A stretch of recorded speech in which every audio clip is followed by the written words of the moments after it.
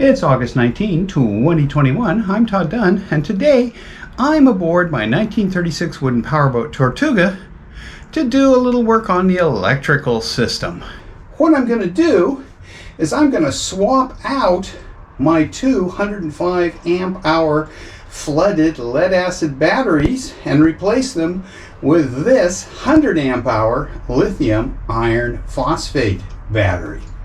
I got this battery yesterday, delivered from Amazon. It cost me $485 including tax, and it's replacing batteries that would cost me approximately $320 just for the batteries to replace it. And I'm hoping that this is going to work a little better than what I have in there now for a number of reasons.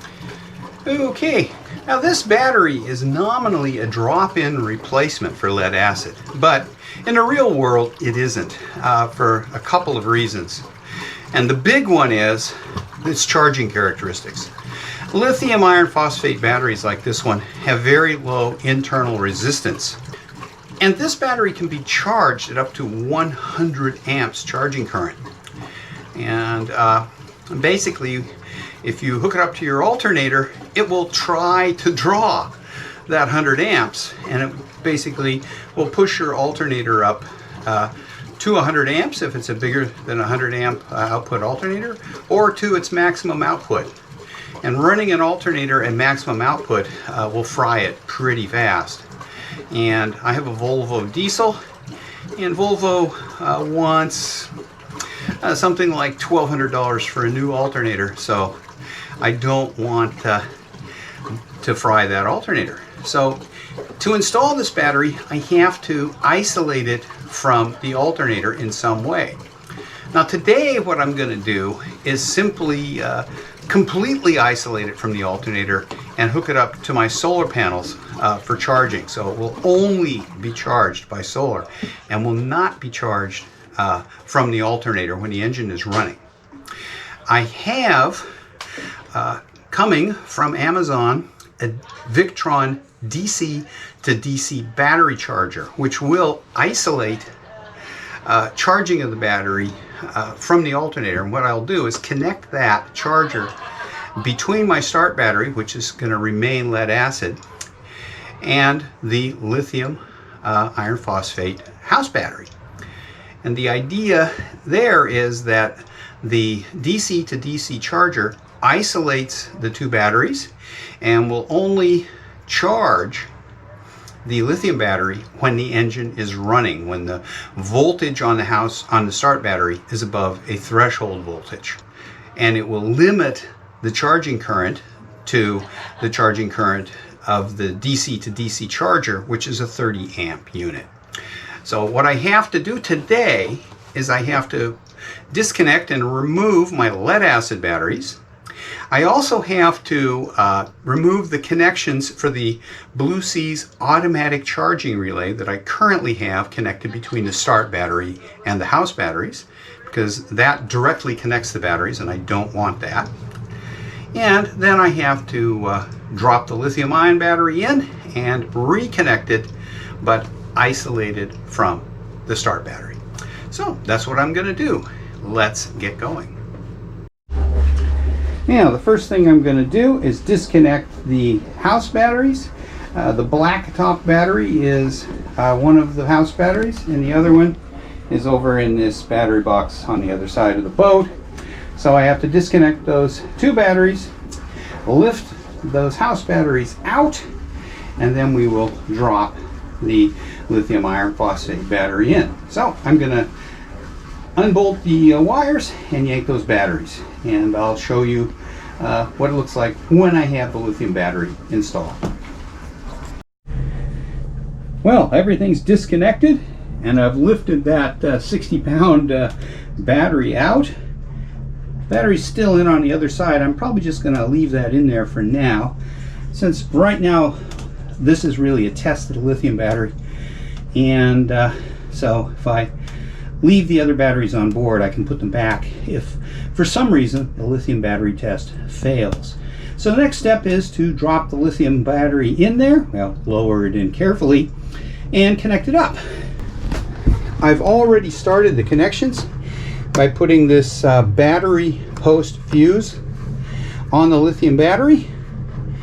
And right now I have a 150 amp fuse. I'm probably going to reduce that a little bit, but 150 amp will protect my cabling, which is what fuses are really for. And we'll trust the battery management system in this lithium battery to protect the battery. Okay, so time to put this guy in and connect it up. Okay, that's connected. The only difficult part was getting the negatives connected because the system uses a bolt instead of a stud with a nut on it. It was a little tricky to get the bolt lined up properly through the 3 wires. And the wires on the positive side go to the positive bus of my house electrical system, the bigger wire, and the small red wire goes to positive battery connection on my solar charge controller. On the other side, I have a negative common, which connects the battery to the engine block via the start battery, and I have a wire, a larger black wire, going out the top of the battery box in this picture, which goes to the negative bus for my house electrical, and the small wire goes to my solar charge controller. So what I have to do now is reconfigure my solar charge controller so that it can charge a lithium battery. So let's get going on that. That's going to be pretty simple. I have a Victron charge controller that I can reconfigure simply from my smartphone. So I'm going to do that now, and we'll see if the system is charging. Well, reconfiguring the charge controller was easy. I just went to the Victron Connect app on my phone, selected settings, battery preset, and lithium iron phosphate. So that was simple. Now I'm going to reconnect the solar panels over here.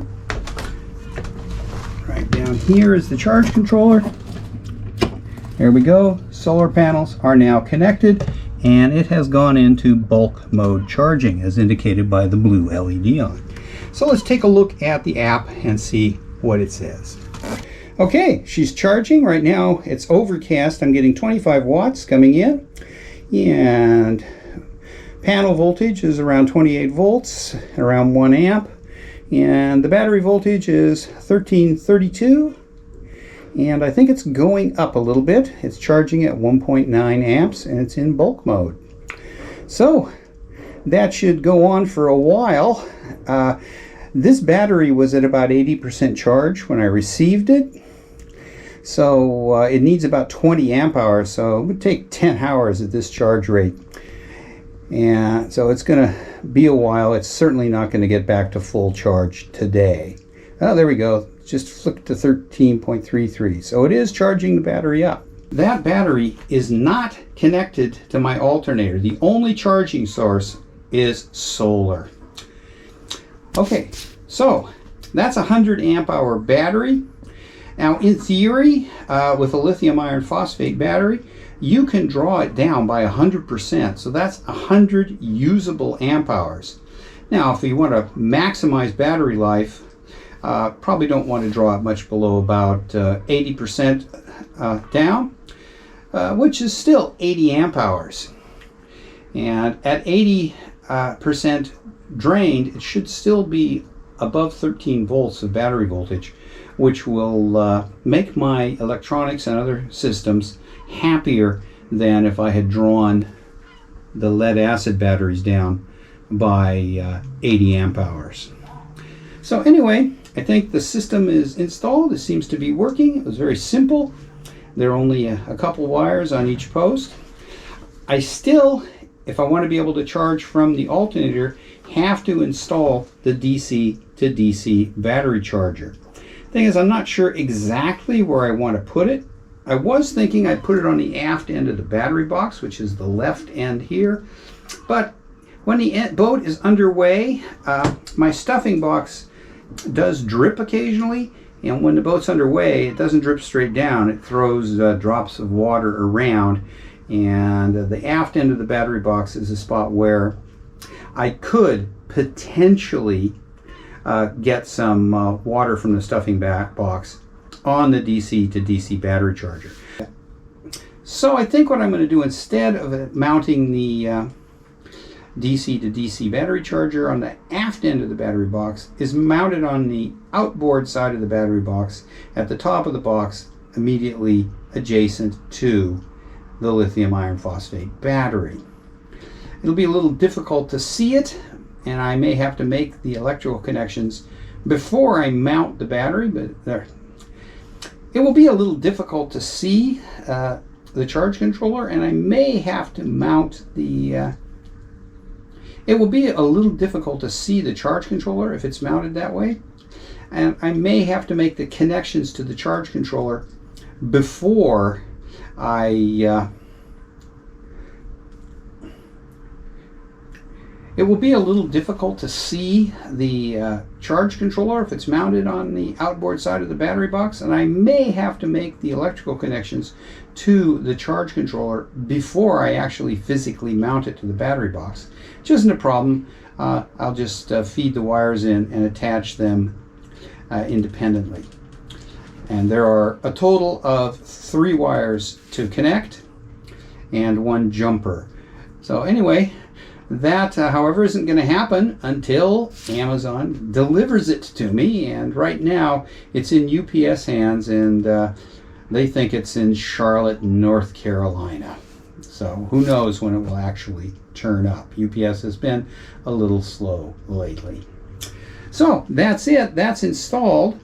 And basically what I have there is a battery which should provide me with up to 100 amp hours of usable power and easily 80 amp hours of usable power.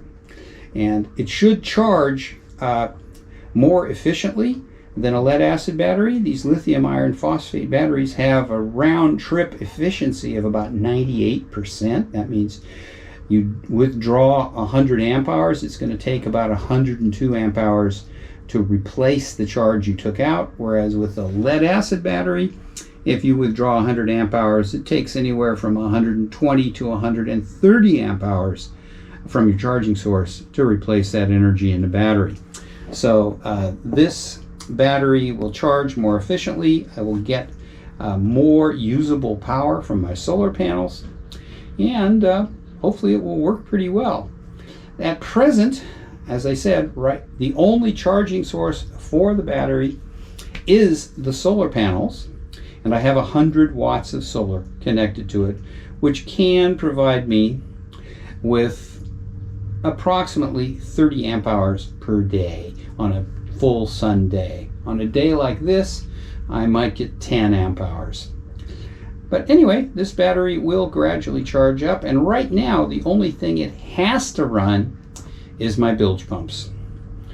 And they don't draw a lot of power, 7 amps when they're running, and right now they're running between 20 and 30 seconds per day. So that's, trivial amount of amp hours.